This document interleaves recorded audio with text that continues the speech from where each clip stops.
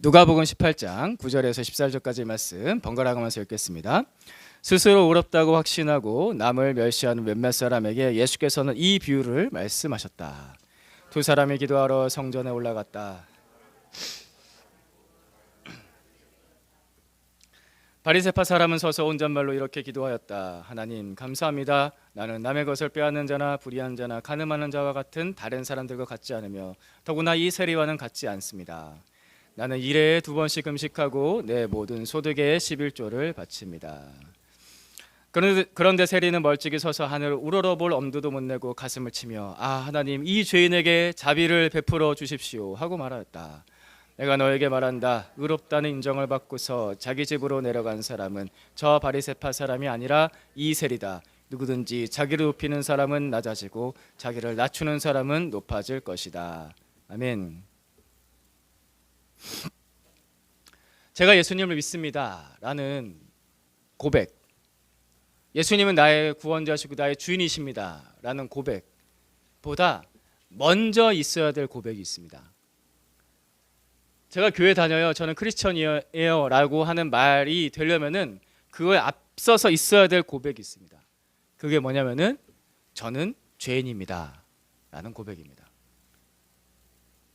내가 예수를 믿고 내가 교회를 다닌다고 하더라도 나는 죄인입니다 라는 고백이 없으면은 그 믿음은 방향이 틀렸습니다. 왜냐하면 예수님께서는 죄인을 불러서 회개시키러 오셨기 때문입니다. 이게 예수님께서 오신 목적입니다. 누가복음 5장 32절 말씀 같이 봅니다. 시작. 나는 의인을 부르러 온 것이 아니라 죄인을 불러서 회개시키러 왔다. 예수님의 목적이 이거였습니다. 죄인을 불러서 회개시키러 왔습니다. 그래서 나는 죄인입니다 라는 고백이 먼저 있고 나서 그 다음에 예수님을 믿습니다 라는 고백이 따라오는 겁니다. 여러분은 죄인이라고 고백하십니까? 여러분은 진짜 악한 죄인이라는 것을 고백하십니까? 여러분이 악하다는 거 아세요?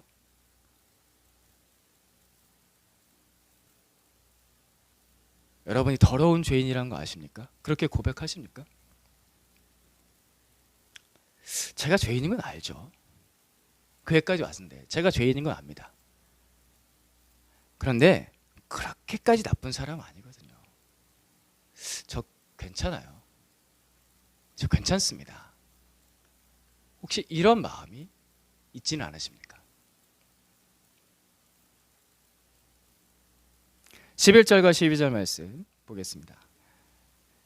같이 읽어볼까요? 시작. 바리새파 사람은 서서 혼잣말로 이렇게 기도하였다. 하나님 감사합니다. 나는 남의 것을 빼앗는 자나 불의한 자나 간음하는 자와 같은 다른 사람들과 같지 않으며 더구나 이 세리와는 같지 않습니다. 나는 일해에 2번씩 금식하고 내 모든 소득의 11조를 바칩니다. 이 바리새파 사람은 두 가지로 기도를 하고 있죠. 첫 번째는 저는 죄인이 아닙니다 라고 기도하고 있습니다. 그죠? 저는 빼앗고 불의하고 간음을 행하는 그런 죄 짓지 않습니다. 저는 특별히 저런 죄인 세리와 같지 않습니다. 저는 죄인이 아닙니다 라고 11절에서 그렇게 말하고 있고, 두 번째는 뭐라고 기도하고 있냐면은 저는 신실한 신앙인입니다. 저는 하나님하고 친합니다. 저는 복받을 사람입니다. 왜냐하면 일주일에 2번씩 금식 기도를 합니다. 여러분 금식 기도 하십니까? 일주일에 한 번이라도 하십니까? 이 사람은 일주일에 2번씩 금식 기도를 했습니다. 저도 그렇게 못하고 있는데 모든 소득의 11조를 바칩니다. 헌금에 있어서 빠짐이 없었어요. 철저하게 모든 소득의 11조라고 하면 무슨 뜻일까 저는 고민이 좀 많았는데 매번 전체 소득의 11분의 1을 내는 건가? 아무튼 철두철미하게 낸다는 뜻이겠죠. 철두철미하게 11조를 바칩니다. 나는 그런 신실한 신앙인입니다 라고 얘기하고 있습니다. 저는 하나님하고 친한 사람입니다. 두 가지 얘기하고 있습니다. 저는 죄인이 아닙니다. 저는 신실한 신앙인입니다. 그래서 이 사람은 사회적으로나 종교적으로나 너무나 훌륭한 사람입니다. 너무나 훌륭한 사람, 정말 괜찮은 사람입니다. 그래서 이 사람의 기도에는 한 가지가 없습니다. 뭐가 없을까요? 그렇죠. 회개가 없습니다. 이 사람의 기도에는 회개가 없습니다. 저 학교 잘 다니는 착실한 학생이에요. 저 직장 생활에 충실한 사회인입니다. 저는요, 제 애인, 제 배우자에 대해서 충실합니다.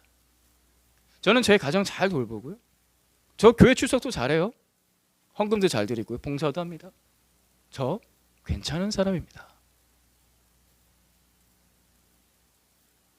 여러분 마음에 이런 자부심이 있으십니까? 목사님, 제가 그 정도는 아니죠. 저도 제가 죄인인 거 압니다. 그래서 제가 회개합니다. 매일 저도 회개해요. 그렇죠? 회개하시나요? 그런데 혹시 괜찮은 사람으로 회개하시는 건 아닙니까? 괜찮은 사람의 마인드로 회개하고 계시진 않습니까? 오늘 본문에 나오는 세리처럼 고개를 들지 못하고 가슴을 치면서 회개하십니까? 여러분은 진짜 죄인입니까? 당신은 진정한 죄인입니까? 아니면 괜찮은 죄인입니까? 이 시대의 종교는 사람들에게 만족과 위로를 주는 역할을 합니다. 그래서 죄인이라는 말, 그런 메시지, 그런 설교 잘 하지 않습니다. 대신에 괜찮아, 잘 될 거야, 잘하고 있어 라는 메시지를 던지죠. 학교 가기 싫어하는 학생에게 그래, 그럴 때가 있지, 인자한 얼굴 하면서 괜찮아, 그럴 때가 있어. 남편이 그렇게 미워? 응? 아내가 그렇게 왼수야? 아유, 어떡해, 힘들지? 근데 괜찮아, 다들 그러고 살아. 괜찮아, 너 잘하고 있어, 그 정도면은 괜찮은 거야 라는 말을 들으면요, 저도 위로받습니다. 은혜가 돼요. 기독교 용어를 바꾸면 은혜가 돼요. 저런 말 좋아해요. 그렇죠?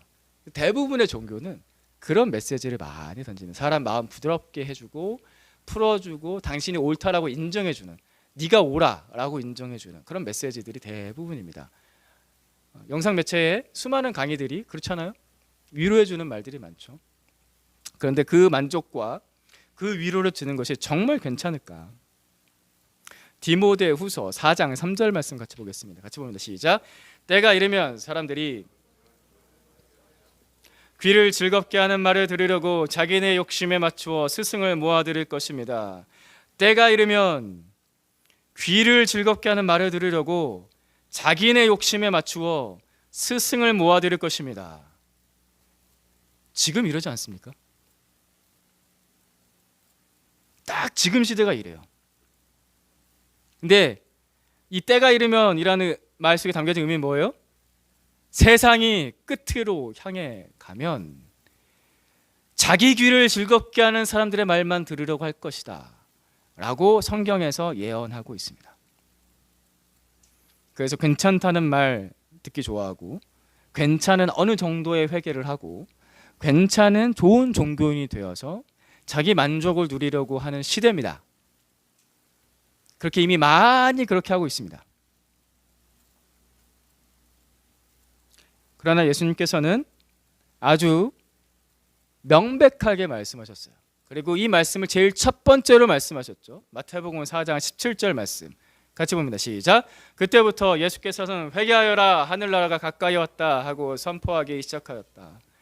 여러분, 회개하십시오. 이것이 예수님의 말씀입니다. 회개하세요.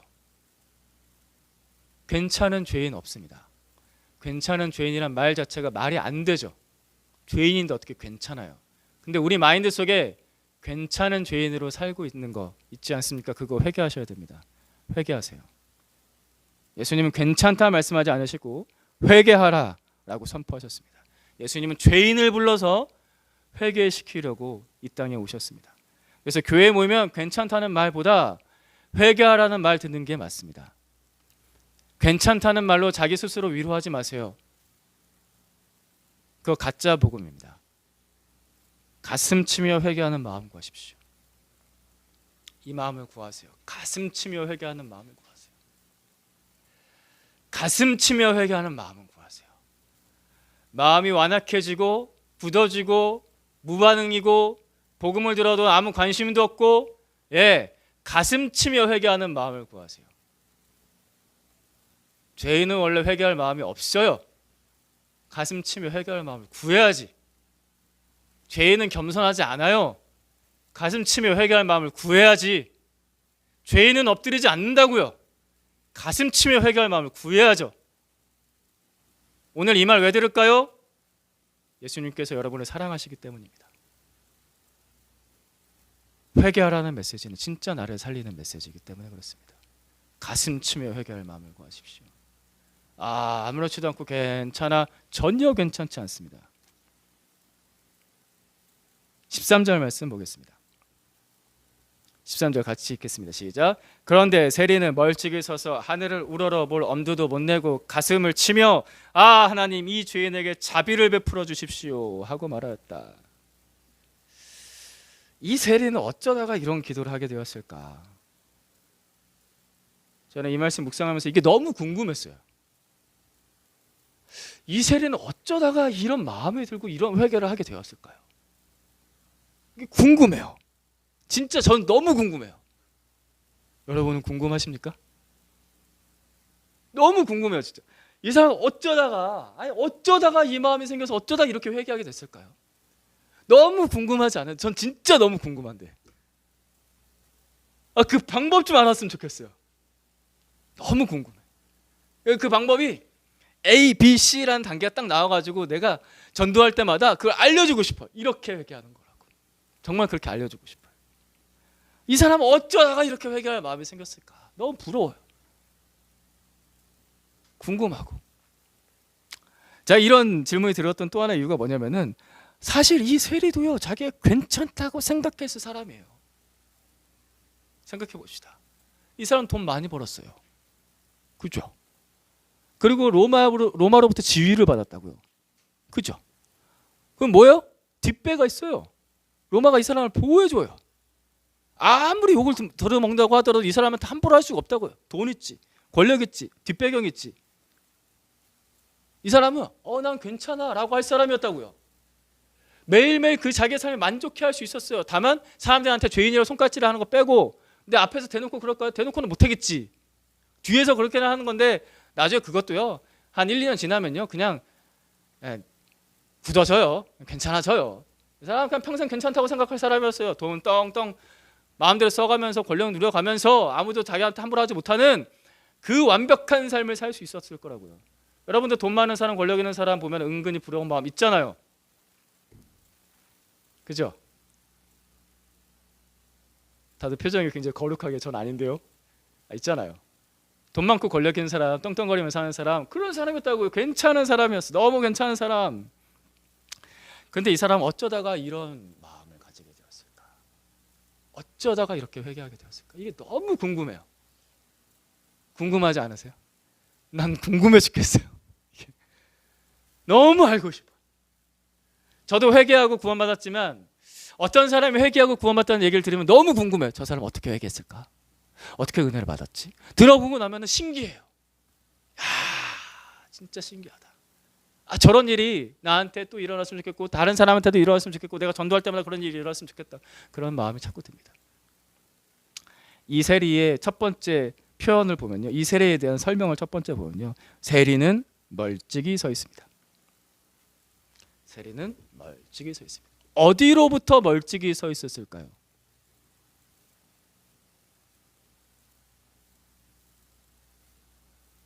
바리새인으로부터 멀찍이 서 있었을까요? 그 짜증나고 지 혼자 잘난 그 바리새인, 가까이 하고 싶지 않아. 그 바리새인으로부터 멀찍이 서 있었을까요?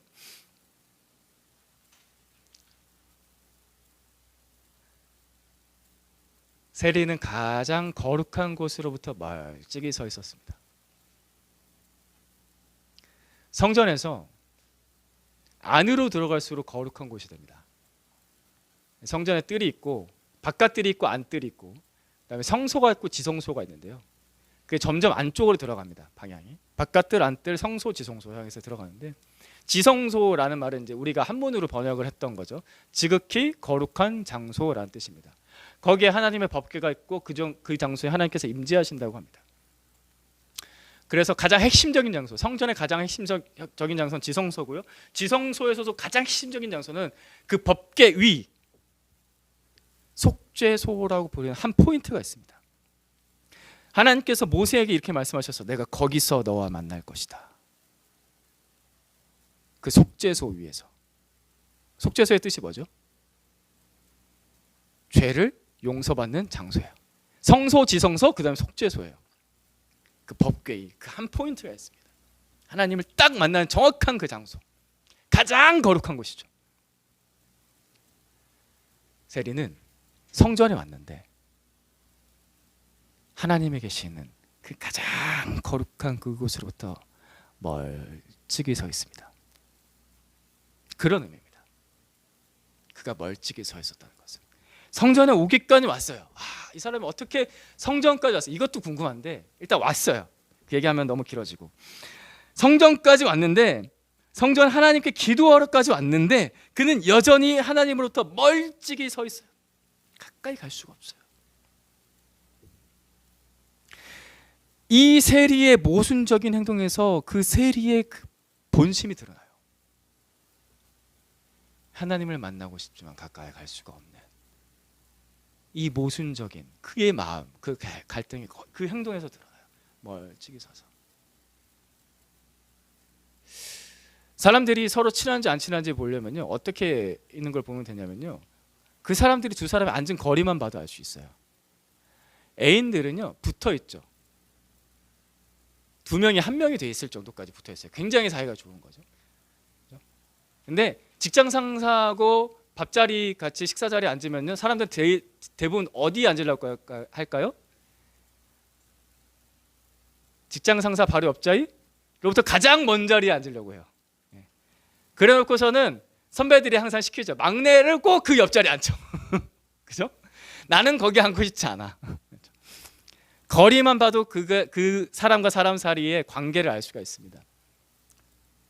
세리의 모습이 딱 그걸 보여주죠.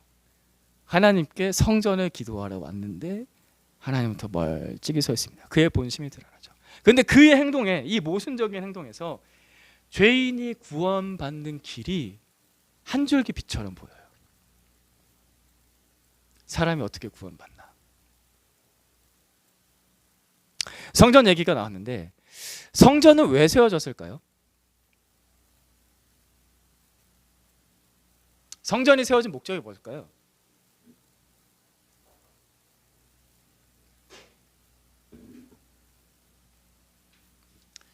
오늘날의 건물로서의 성전은 없다라고 제가 몇 번 말씀드렸지만, 건물로서의 성전이 있었을 때, 그 솔로몬이 제일 처음 성전을 지었을 때, 그 다음에 스룹바벨의 성전을 그 다음에 짓고요, 그 다음에 헤롯 대왕이 성전을 짓거든요.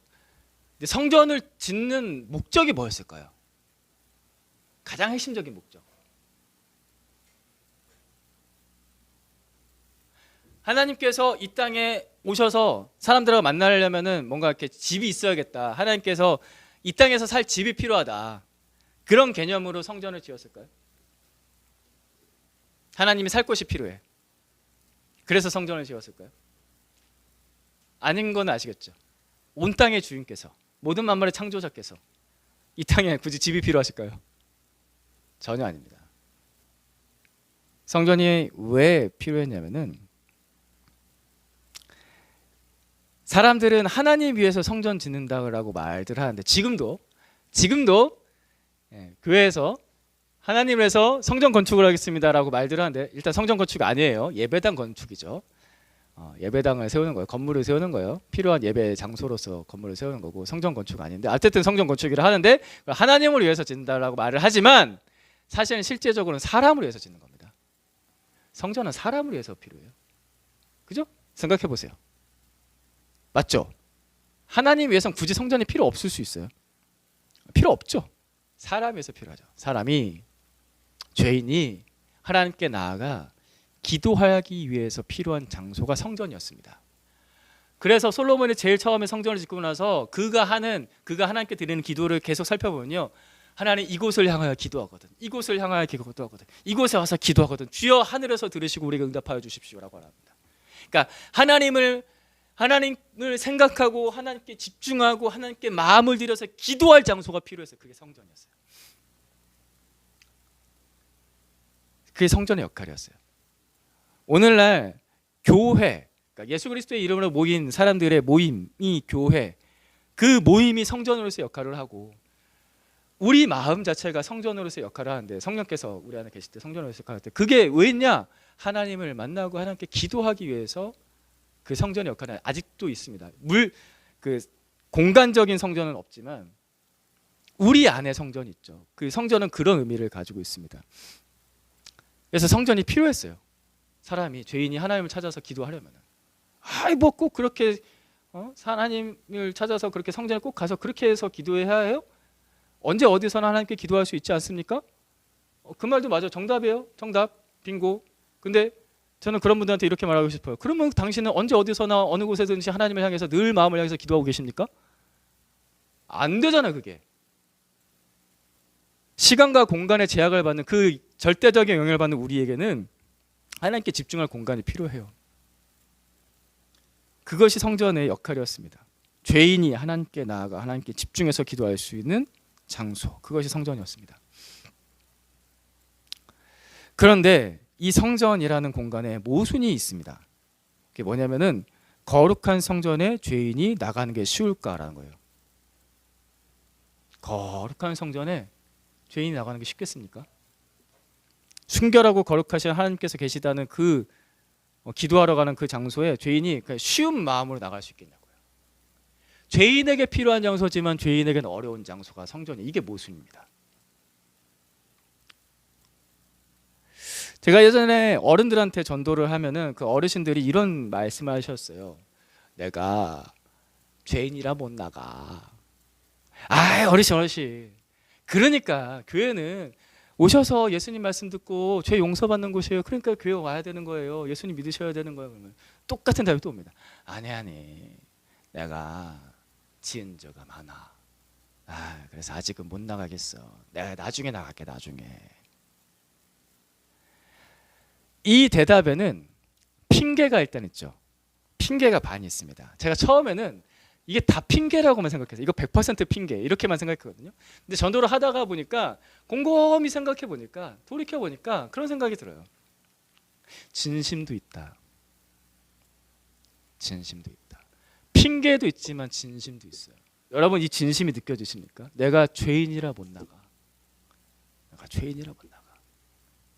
구원받기 전에 사람들은 이 모순 속에서 갈등합니다. 내가 하나님 필요해요.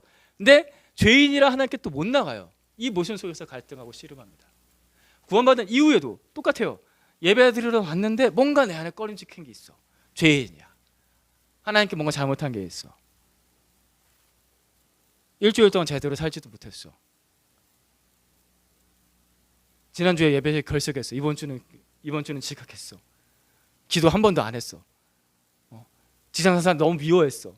술 마셨어. 담배 폈어. 하나님이 필요해서 구원받은 이후에도 나오려고 해도 여전히 나의 죄 때문에 뭔가 하나님께 못 나가게 되는 그런 모순적인 감정을 계속 느낍니다. 왜 그럴까요? 그래요. 내가 죄인이어서 그래요. 나는 진짜 죄인이어서 그래요. 내가 진짜 죄인이어서 그래요. 나는 진짜 죄인이에요. 나는 정말 악한 죄인이에요. 그래서 하나님과 연관된 어떤 메시지를 들을 때마다 그것이 나한테 필요하다는 것을 알지만 그것은 나한테 불편해요. 이 모순이 계속 있어요. 그것이 공간적인 성전의 메시지든지 어떤 누군가의 메시지든지 어떤 사람이 그리스도인을 살아가는 어떤 거룩한 사람의 메시지든지 복음의 메시지를 들으면 불편해요.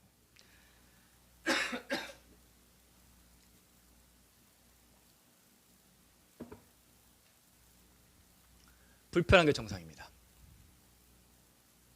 안 불편한 게 이상한 거예요. 내가 죄인이거든요. 여러분 진짜 죄인 맞습니까? 한 세대 전만 해도요, 내가 죄인이란 고백을 진지하게 하는 그리스도인들 참 많았습니다. 하나님께 회개할 때 자신 안에는 그 모순과 갈등, 이걸 어떻게 해? 하나님, 이 죄인을 어떻게 하면 좋습니까? 하나님, 제 안에 이 풀리지 않은 이 죄의 문제를 어떻게 하면 좋습니까? 하면서 가슴 치며 회개하는 사람 많았습니다. 밤을 지새면서 눈물로 기도했던 사람들 많습니다. 한 세대 전만 해도. 근데 요즘에는 입으로는 죄인이라고 해요. 일단은 교회에서 죄인이라고 가르쳤으니까. 그런데 가슴 치며 회개하는 그리스도인 만나기가 너무 어렵습니다. 여러분은 진심으로 죄인이십니까? 당신은 진짜 죄인입니까? 아니면 괜찮은 죄인입니까? 여전히 괜찮아요? 그럼 문제 있는 겁니다. 안 괜찮아야 돼요. 불편해야 돼요.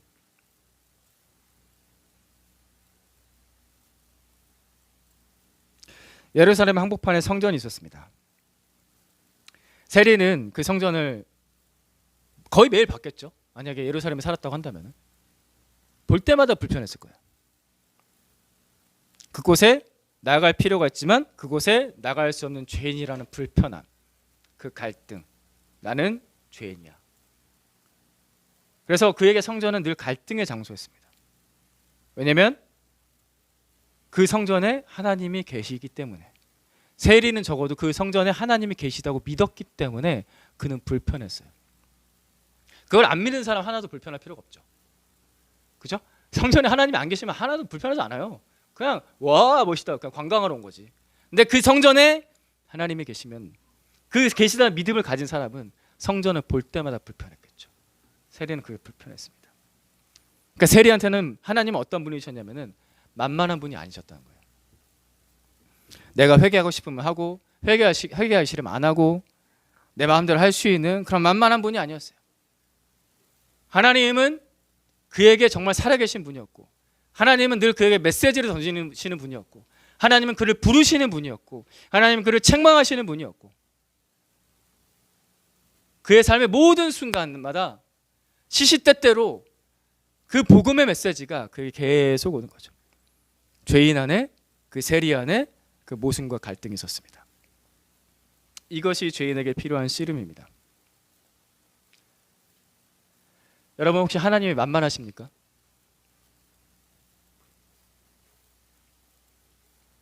복음이 쉬우세요? 교회가 그냥 편해요? 그렇다면 예수님이 전한 복음 듣는 거 아닙니다. 그렇다면 예수님이 전한 복음 믿는 거 아니에요.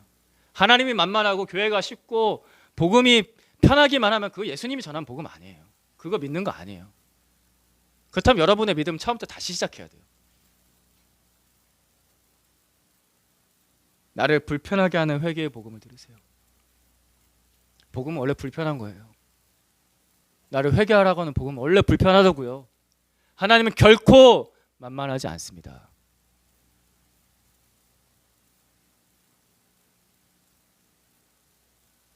회개하라는 예수님의 복음은 언제나 죄인을 위한 복음입니다.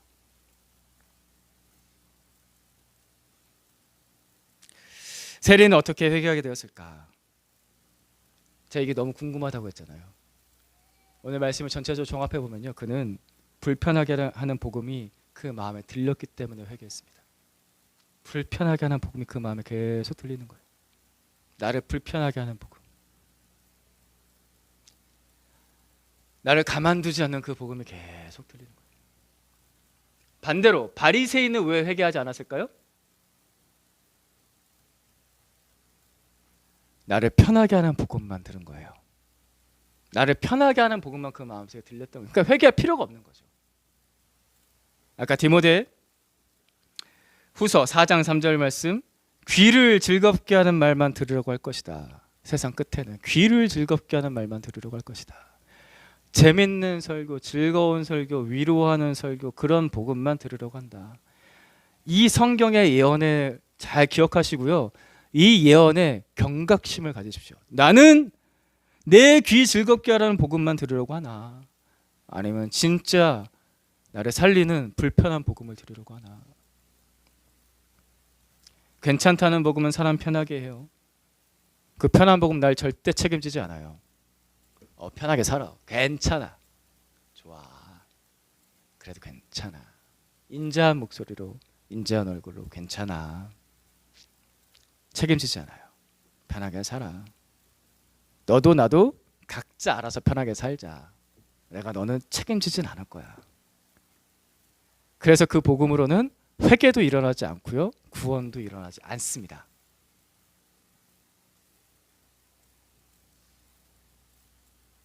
내가 여태까지 왜 회개를 제대로 못할까? 잘 생각해 보세요. 하나님께서는 선과 악을 선명하게 드러내십니다. 하나님께서는 생명과 죽음을 가르는 심판을 하십니다. 그 하나님이 세리를 부르십니다. 그죠?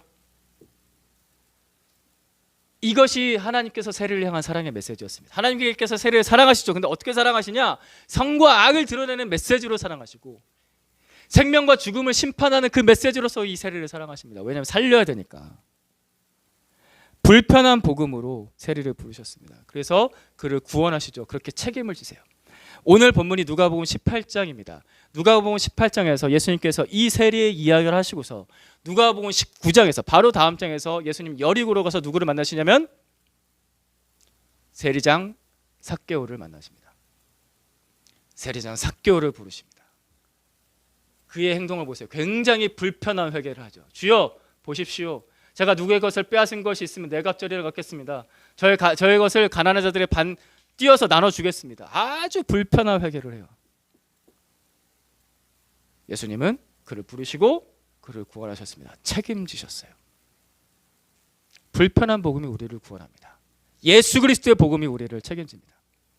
그러니까 편한 복음에 끌리지 마시고요, 나는 괜찮다 하지 마세요. 그럴수록 하나님하고 멀어집니다. 나는 괜찮다 하지 마세요. 나는 편안하다 하지 마세요. 그럴수록 하나님과 멀어집니다. 회개의 복음을 들으세요. 나는 죄인입니다 라고 회개하시고요, 예수님께서는 그 죄인입니다 라는 회개하는 그 사람에게 진짜 구원, 진짜 사랑, 참 평안을 주세요. 회개를 통과한 평안이 진짜 평안이고 회개를 통과한 사랑이 진짜 사랑이에요. 회개를 통과한 구원이 진짜 구원이에요. 회개 없는 복음은 가짜입니다. 그 믿음 가짜입니다. 13절 14절 말씀 같이 읽겠습니다. 같이 보는데 시작. 그런데 세리는 멀찍이 서서 하늘을 우러러 볼 엄두도 못 내고 가슴을 치며 아 하나님, 이 죄인에게 자비를 베풀어 주십시오 하고 말하였다. 내가 너에게 말한다. 의롭다는 인정을 받고서 자기 집으로 내려간 사람은 저 바리새파 사람이 아니라 이 세리다. 누구든지 자기를 높이는 사람은 낮아지고 자기를 낮추는 사람은 높아질 것이다. 아멘. 아 하나님, 이 죄인에게 자비를 베풀어 주십시오. 여러분, 이 사람 되기를 축복합니다. 여러분이 예수님께 의롭다 인정을 받는 회개하는 죄인이 되길 축복합니다. 회개하는 죄인이 되십시오. 괜찮은 죄인 말고. 따라해 봅시다. 예수님, 저를 불쌍히 여겨 주십시오. 저는 죄인입니다. 다시 한 번 더. 예수님, 저를 불쌍히 여겨 주십시오. 저는 죄인입니다.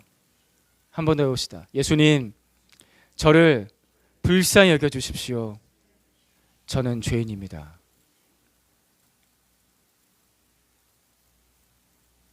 이게 세리의 기도였습니다. 여러분의 기도가 되길 바랍니다. 기도하겠습니다. 하나님, 우리를 불쌍히 여겨 주십시오. 우리는 죄인입니다. 주여, 저는 죄인입니다.